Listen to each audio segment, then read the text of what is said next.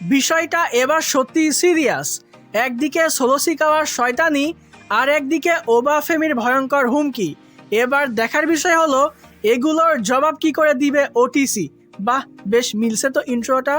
যাই হোক, আসসালামু আলাইকুম রেসলিং লাভার্স, কি অবস্থা সবার?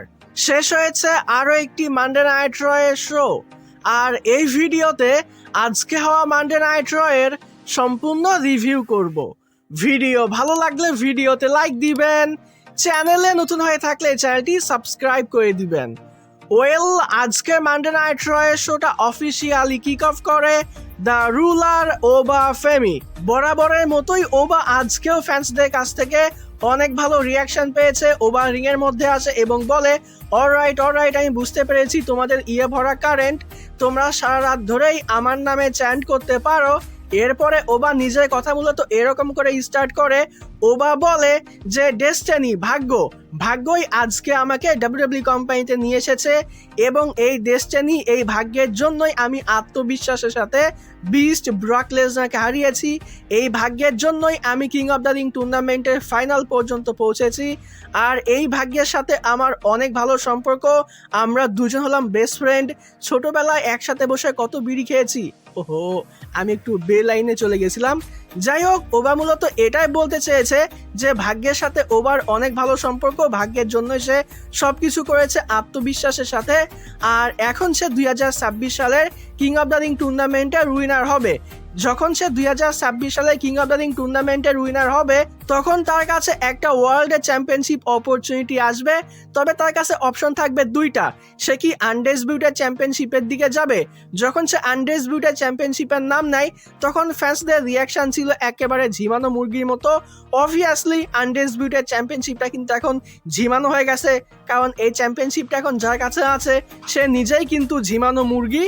তো ফ্যান্সরা বুঝতে পেরেছে যে এই ম্যাচের মধ্যে কোনো মজা আসবে না। তবে সে যখন ওয়ার্ল্ড চ্যাম্পিয়নশিপের নাম নেয়, তখন ফ্যান্সদের রিয়াকশন কিন্তু মারাত্মক ছিল। মানে ফ্যান্সরা কিন্তু ওবা এবং ওটিসির মধ্যে ম্যাচ দেখতে চায়। পার্সোনালি আমি নিজেও দেখতে চাই। যাই হোক, এরপরে ওবার এরকম কথাবার্তা চলতেই সেখানে মিউজিক হিট হয়ে যায় মেইন ইভেন্ট জেউসো এসে ওবাকে বলে, দেখো, শুরু থেকেই অনেকেই কিন্তু আমাকে বিশ্বাস করেনি, আমাকে মূল্যায়ন করেনি, অনেকেই সন্দেহ প্রকাশ করেছে যে আমি কিছুই করতে পারবো না। তবে তারপরেও কিন্তু আমি এরিনা কাঁপিয়েছি ইট করে, আমি রয়্যাল রাম্বল জিতেছি, এমনকি আমি ওয়ার্ল্ড চ্যাম্পিয়নও হয়েছি। আর এবারও আমি নাইট অফ চ্যাম্পিয়ন্সে তোমাকে হারাবো। আমি হব 2026 সালের কিং অফ দ্য রিং টুর্নামেন্টের উইনার। আমি কডিকে আনডিসপিউটেড চ্যাম্পিয়নশিপের জন্য চ্যালেঞ্জ করব। আর আমি তোমাকে কথা দিচ্ছি, আমি কডিকে হারিয়ে আমি হব নতুন আনডিসপিউটেড চ্যাম্পিয়ন। আর এটা হলো তোমার জন্য ওয়ার্নিং শট। বাউম, ওই যে জিমি উসোর ডায়লগটা কপি করেছে। যার উত্তরে এবার ওবা বলে যে দেখো, এটা ওয়ার্নিং শট, তোমার জন্য একটাই অপশন, তুমি যদি শুরুতেই আমাকে শেষ করতে পারো, তবে তুমি শুরুতে আসো কিংবা শেষে আসো, তুমি যা করো না কেন, দিন শেষে হারাবো তো আমি তোমাকে। আমি হব 2026 সালের কিং অফ দ্য রিং টুর্নামেন্টের উইনার, আমি তোমাকে ডিস্ট্রয় করব, এরকম করে ওবা জেউসোকে বলে। এরপরে সে আরো বলে যে আর তাছাড়া তুমি তোমার ফ্যামিলি বা ব্লাড লাইনের এমন কোনো মেম্বার না যাকে নিয়ে আমি সত্যি চিন্তিত হব। তবে যাকে নিয়ে সে চিন্তিত সে কিন্তু ওটিসি। সে ওটিসিকে নিয়ে একটা ইনডাইরেক্টলি ওয়ার্নিংও দেয়, যেই ওয়ার্নিংটা জেউসো ওবাকে দিয়েছে। এবার সেই ওয়ার্নিংটাই উল্টো ওবা জেউসোকে দিয়ে ইনডাইরেক্টলি রোমানকে পাঠিয়ে দিতে বলেছে। মানে সে মূলত ইনডাইরেক্টলি এটাই বলতে চেয়েছে 2026 সালে কিং অফ দ্য রিং টুর্নামেন্টের উইনার তো ওবা হচ্ছে, এবং সে রোমানকে চ্যালেঞ্জ করবে, রোমানকে হারাবে, রোমানকে শেষ করবে, এরকম টাইপের একটা ইনডাইরেক্টলি ওয়ার্নিং মূলত ওবা রোমানকে পাঠিয়েছে জেউসোর মাধ্যমে। তো এভাবেই মূলত এই সেগমেন্টটা শেষ হয়। তো ওভার কথাবার্তা শুনে আসলেই কিন্তু এবার বিষয়টা সিরিয়াস মনে হচ্ছে। পার্সোনালি নাইট অফ চ্যাম্পিয়ন্সের জন্য এবার আমি আসলেই অনেক বেশি এক্সাইটেড যে কিং অফ দ্য রিং টুর্নামেন্টের উইনার আসলে কে হবে, যে নাকি ওবা ফেমি। এরপর আমাদেরকে ব্যাকি স্টেজে অ্যাডাম পিয়ার্সকে দেখানো হয়। সে মূলত ফোনে কার সঙ্গে জানি কথা বলতেছিল। সেখানে চলে আসে এলে নাইট এসে অ্যাডাম পিয়ার্সকে বলে যে তুমি কার সাথে কথা বলতেছো, তুমি কি রোমানের সাথে কথা বলতেছো নাকি জেকাব ফাডুর সাথে কথা বলতেছো। মানে এলে নাইট মূলত ইনডাইরেক্টলি অ্যাডাম পিয়ার্সকে রোমানের গোলাম মিন করতে চেয়েছে। এরপরে সেখানে জিমি উসো আসে। জিমি উসো এসে এলএ নাইটকে বলে যে তোমার সমস্যা কি, গত সপ্তাহে আমি তোমাকে বাঁচানোর চেষ্টা করলাম, অথচ তুমি স্টিল চেয়ার দিয়ে আমার ওপরে অ্যাটাক করে দিলে। এরপরে দুজনের মধ্যে কথা কাটাকাটি হয়। অ্যাডাম পিয়ার্স আজকের মানডে নাইট রয়ের জন্য এলএ নাইট এবং জিমি উসোর মধ্যে একটা ম্যাচ অফিসিয়াল করে দেয়। একই বিষয়টা এলএ নাইটও বলে, তবে নিজের মতো করে, মানে ক্রেডিটটা মূলত এলএ নাইট নেওয়ার চেষ্টা করে। তো যাই হোক, এই সেগমেন্টটা শেষ হয়ে যাবার পরে আজকের মানডে নাইট রয়ের প্রথম ম্যাচ হিসেবে আমরা women's tag team championship match দেখতে পাই, যেখানে ব্রি বেলা এবং পেজ তাদের উইমেন্স ট্যাগ টিম চ্যাম্পিয়নশিপটা ডিফেন্ড করে বেইলি এবং লারা ভ্যালকিরিয়ার এগেনস্টে। তো বেশ ডিসেন্ট একটা ম্যাচ ছিল, দুই টিমই এই ম্যাচের মধ্যে বেশ ভালো পারফর্ম করেছে। শেষ পর্যন্ত র্যাম্পেজ লাগিয়ে পেজ এই ম্যাচের মধ্যে লারা ভ্যালকিরিয়া এবং বেইলিকে হারিয়ে দিয়েছে। ব্রি বেলা এবং পেজ সাকসেসফুলি তাদের উইমেন্স ট্যাগ টিম চ্যাম্পিয়নশিপটা রিটেইন করে নিয়েছে। তবে এই ম্যাচটা শেষ হয়ে যাওয়ার পরে আমরা একটা শকিং জিনিস দেখতে পাই, তবে পার্সোনালি কেন জানি এই বিষয়টা আমার কাছে অতটা বড় ফিল দেয়নি। এখানে লারা ভ্যালকিরিয়ার হিল টার্ন হয়েছে, লারা ভ্যালকিরিয়া বেইলির উপরে অ্যাটাক করে, অফিসিয়ালি আজকে লারা ভ্যালকিরিয়ার হিল টার্ন হয়েছে। এটা অনেক ভালোভাবে দেখানোর চেষ্টাও করেছে কোম্পানি, তবে কেন জানি আমি এটার সঙ্গে রিলেট করতে পারিনি, মানে বিষয়টা আমার কাছে খুব একটা বেশি মানে বড় সড়ো বা স্পেশাল মনে হয়নি। এরপর আমরা আজকের রাতে চ্যাট গেবলের একটা সেগমেন্ট দেখতে পাই। সত্যি কথা বলতে এই সেগমেন্টটা নিয়ে আমি অনেক বেশি এক্সাইটেড ছিলাম, কারণ চ্যাট গেবলকে আলাদা করে একটা সেগমেন্ট দেওয়া হচ্ছে, আবার এটা অফিসিয়ালি অ্যানাউন্স করে। তো এখানে বড় সড়ো কিছু একটা ঘটবে এমনটা পার্সোনালি আমার কাছে মনে হচ্ছিল। যাই হোক, সেখানে চ্যাট গেবলের মিউজিক হিট হয়, চ্যাট গেবল রিংয়ের মধ্যে চলে আসে। তবে এখানে একটা বিষয় আপনারা একটু কমেন্ট করে জানিয়ে দিয়েন তো, চ্যাট গেবলের গত সপ্তাহের মিউজিক আর আজকের মিউজিকটা কি সেম ছিল? গত সপ্তাহের মিউজিকটা আমি খুব একটা বেশি রিলেট করতে পারিনি, তবে আজকের মিউজিকটা কিন্তু আমার কাছে অনেক বেশি ভালো লাগছে। তো একটু কমেন্ট করে জানিয়ে দিয়েন তো যে গত সপ্তাহ আর আজকের মিউজিকটা কি সেম ছিল। যাই হোক, চ্যাট গেবল এসে মূলত এখানে এটাই বলে যে সে অতীতে অনেক ভুল কাজ করেছে, সে এই বিষয়গুলো বুঝতে পেরেছে, সে রিয়েলাইজ করতে পেরেছে যে সে অনেকের সাথেই অনেক বেশি অন্যায় করেছে, এবং সে সরি বলার জন্য সেখানে আলফা একাডেমিকে ডাকে, মানে ম্যাগজিন ডুপ্রি, ওটিস এবং আকিরা তুজাওয়া এই তিনজনকে ডাকে। তিনজনকে এক এক করে ধরে ধরেই বলে যে তোমাদের সাথে আমি অনেক বেশি অন্যায় করেছি, তোমরা এটা সেটা হতে পারতে, আমারই ভুল ছিল। এরপরে সে এক এক করে সবাইকে সরি বলে।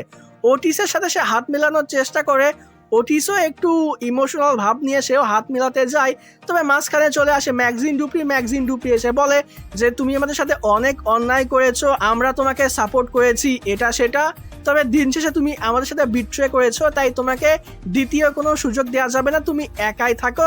এটা বলে ম্যাগজিন ডুপ্রি ওটিস এবং আকিরা তুজাওয়াকে নিয়ে সেখান থেকে চলে যায়। তো কোম্পানি এখানে একটা ইমোশনাল টাইপের সেগমেন্ট দেখানোর চেষ্টা করেছে, তবে সত্যি কথা বলতে এই সেগমেন্টটার সাথেও কেন জানি আমি রিলেট করতে পারিনি, আমার কাছে অতটাও স্পেশাল বা ইমোশনাল ফিল দেয়নি এই সেগমেন্টটা। মানে মনে হচ্ছিল যে এটা নাটক, এটা বোঝাই যাচ্ছে অবভিয়াসলি এটা স্ক্রিপ্টেড, তবে একটা বাস্তবমুখী ফিল আসে না, এটা কেন জানি আমার মধ্যে ফিল হয়নি আজকে। এরপর আমরা ইথান পেজ এবং ড্রাগন লির মধ্যে একটা ম্যাচ দেখতে পাই, ভালো একটা ম্যাচ ছিল। ইথান পেজ এবং ড্রাগন লি দুজনেই এই ম্যাচের মধ্যে বেশ ভালো পারফর্ম করেছে।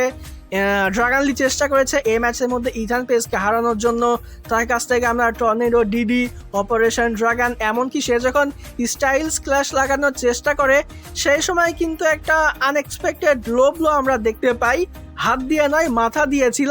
রেফারি এটা দেখেওছে, তবে সিচুয়েশনটা এমন ছিল যার জন্য রেফারি মূলত এখানে ডিসকোয়ালিফাই করেনি এই ম্যাচটা। আর এই যে এই লো ব্লোটার সাহায্যেই মূলত ইথান পেজ এই ম্যাচের মধ্যে ড্রাগন লিকে হারিয়ে দিয়েছে। ম্যাচের মধ্যে কিন্তু আমরা কোনো আউটসাইড থেকে ইন্টারফিয়ারেন্স দেখতে পাইনি, বলা যায় যে ক্লিয়ারলি একটু হালকা চিটিং করে ইথান পেজ ড্রাগন লিকে এই ম্যাচের মধ্যে হারিয়ে দিয়েছে। এই ম্যাচটা শেষ হয়ে যাওয়ার পরে আমাদেরকে ব্যাক স্টেজে ভিশনের একটা সেগমেন্ট দেখানো হয়, যেখানে অস্টিন থিওরি বলে যে নাইট অফ চ্যাম্পিয়ন্স এই স্টিল কেজ ম্যাচের মধ্যে সেট চ্যালেঞ্জকে ব্রন বেকার শেষ করবে। লোগান পল এখানে বলে যে অন্যান্য মানুষ ইনজুরি থেকে যেরকমভাবে রিকভার করে তাদের থেকে অনেক অনেক বেশি স্পিডে আমি রিকভার করতেছি, সে মানুষ নয়, সে হলো রোবট, এরকম কিছু একটা মূলত লোগান পল এখানে বলতে চেয়েছে। তো ব্রন বেকার এখানে লোগান পলকে থামিয়ে দিয়ে বলে যে ফালতু কথা বাদ দে, আমি তো স্টিল কেজ ম্যাচের মধ্যে সেথ রলিন্সকে শেষ করবই, তবে আজকে আমার টার্গেট থাকবে আমাদের যে ট্যাগ টিম চ্যাম্পিয়নশিপটা এটা রিটেইন করে নেওয়া। তো এরকম টাইপের একটা ব্যাক স্টেজ সেগমেন্টও কিন্তু ভিশনের দেখানো হয়েছে। তবে পল হেইম্যানকে কিন্তু আমরা দেখতে পাইনি, কি একটা স্পিয়ার মারলো যার জন্য পল হেইম্যান একেবারে গায়েবী হয়ে গেল। এরপর আমরা আজকের রাতে 2026 সালের কুইন অফ দ্য রিং টুর্নামেন্টের ফাইনালিস্ট ইও স্কাইয়ের একটা সেগমেন্ট দেখতে পাই, যেখানে ইও স্কাই বলে যে সে অনেক কিছু করেছে, এবার সে লিভ মর্গানকে হারিয়ে 2026 সালের কুইন অফ দ্য রিং টুর্নামেন্টের উইনার হবে। এরপরে সেখানে আরেকজন finalist women's world champion leave Morgan চলে আসে। লিভ মর্গান এসে ইও স্কাইকে বলে সে ইও স্কাইয়ের থেকে বেটার না, তার আগে সে বলেছে সে হলো greatest women's world champion of all time.